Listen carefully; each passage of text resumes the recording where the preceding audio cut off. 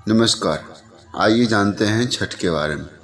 कहाँ से शुरुआत हुई, कौन किया, सबसे पहले इसके बारे में जानते हैं। त्योहारों के देश में भारत में कई ऐसे पर्व हैं जिन्हें काफ़ी कठिन माना जाता है और इन्हीं में से एक है लोक आस्था का महापर्व छठ, जिसे रामायण और महाभारत से ही मनाने की परंपरा रही है। नहाय खाए के साथ आज से आरंभ हुए लोक आस्था के इस 4 दिवसीय महापर्व को लेकर कई कथाएं मौजूद हैं। एक कथा के अनुसार महाभारत काल में जब पांडव अपना सारा राजपाट जुए में हार गए, तब द्रौपदी ने छठ व्रत किया। इससे उनकी मनोकामनाएं पूर्ण हुई तथा पांडवों को राजपाट वापस मिल गया। इसके अलावा छठ महापर्व का उल्लेख रामायण काल में भी मिलता है। एक अन्य मान्यता के अनुसार छठ या सूर्य पूजा महाभारत काल से की जाती है। कहते हैं कि छठ पूजा की शुरुआत सूर्य पुत्र कर्ण ने भी की। कर्ण भगवान सूर्य के परम भक्त थे। मान्यताओं के अनुसार वे प्रतिदिन घंटों कमर तक पानी में खड़े रहकर सूर्य को अर्घ्य देते थे। सूर्य की कृपा से ही वे महान योद्धा बने थे। किंवदंती के अनुसार ऐतिहासिक नगरी मुंगेर के सीताचरण में भी कभी माँ सीता ने 6 दिनों तक रहकर छठ पूजा की थी। पौराणिक कथाओं के अनुसार 14 वर्ष वनवास के बाद जब भगवान राम अयोध्या लौटे थे, तो रावण वध के पाप से मुक्त होने के लिए ऋषि मुनियों के आदेश पर राजसूय यज्ञ करने का फैसला लिया। इसके लिए मुग्दल ऋषि को आमंत्रण दिया गया था, लेकिन मुग्दल ऋषि ने भगवान एवं सीता को अपने ही आश्रम में आने का आदेश दिया। ऋषि की आज्ञा पर भगवान राम एवं सीता स्वयं यहाँ आए और उन्हें इसकी पूजा के बारे में बताया गया। मुग्दल ऋषि ने माँ सीता को गंगा छिड़क कर पवित्र किया एवं कार्तिक मास के शुक्ल पक्ष षष्ठी तिथि को सूर्य देव की उपासना करने का आदेश दिया। यहीं रहकर माता सीता ने 6 दिनों तक सूर्य देव भगवान की पूजा की थी। लोक आस्था और सूर्य उपासना का महान पर्व छठ की आज से शुरुआत हो गई है। इस 4 दिवसीय त्योहार की शुरुआत नहाय खाए की परंपरा से होती है। यह त्योहार पूरी तरह से श्रद्धा और शुद्धता का पर्व है। इस व्रत को महिलाओं के साथ ही पुरुष भी रखते हैं। 4 दिनों तक चलने वाले लोक आस्था के इस महापर्व में व्रती को लगभग 3 दिन का व्रत रखना होता है, जिसमें से 2 दिन तो निर्जला व्रत रखा जाता है। छठ को पहले केवल बिहार, झारखंड और उत्तर भारत में ही मनाया जाता था, लेकिन अब धीरे धीरे पूरे देश में इसके महत्व को स्वीकार कर लिया गया है। छठ पर्व षष्ठी का अपभ्रंश है। इस कारण इस व्रत का नामकरण छठ व्रत हो गया। छठ व्रत में 2 बार मनाया जाता है।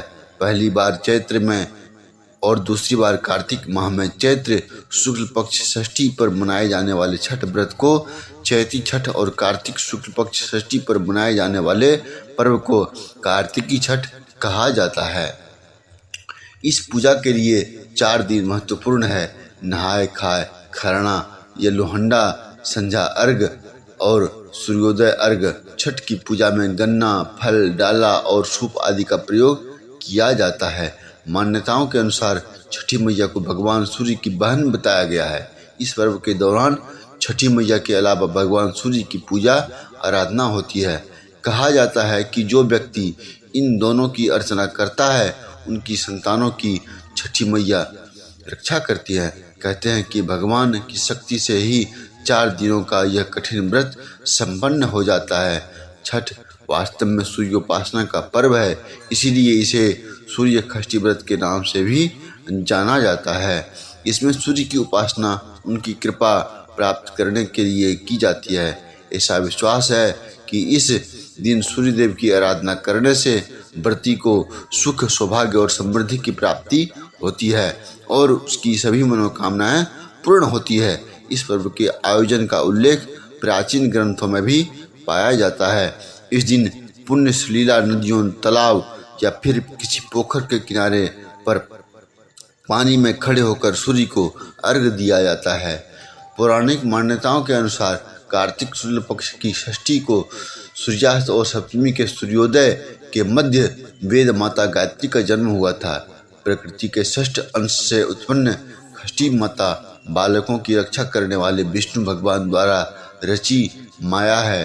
बालक के जन्म के छठे दिन छठी मैया की पूजा अर्चना की जाती है, जिससे बच्चे के ग्रह गोचर शांत हो जाएं और जिंदगी में किसी प्रकार का कष्ट नहीं आए।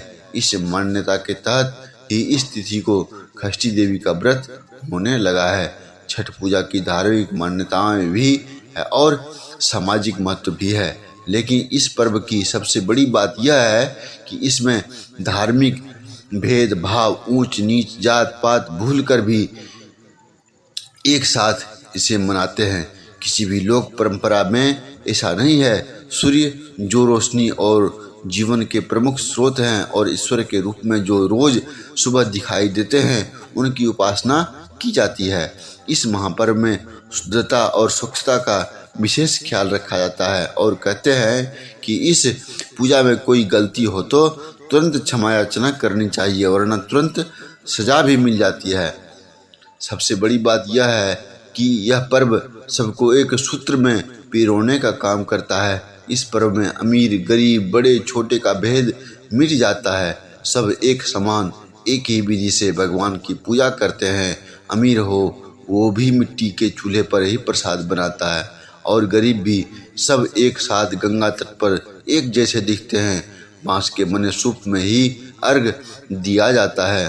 प्रसाद भी एक जैसा ही और गंगा और भगवान भास्कर सबके लिए एक जैसे हैं। जय छठी मैया। देखते रहिए द इंडियन बुलेटिन।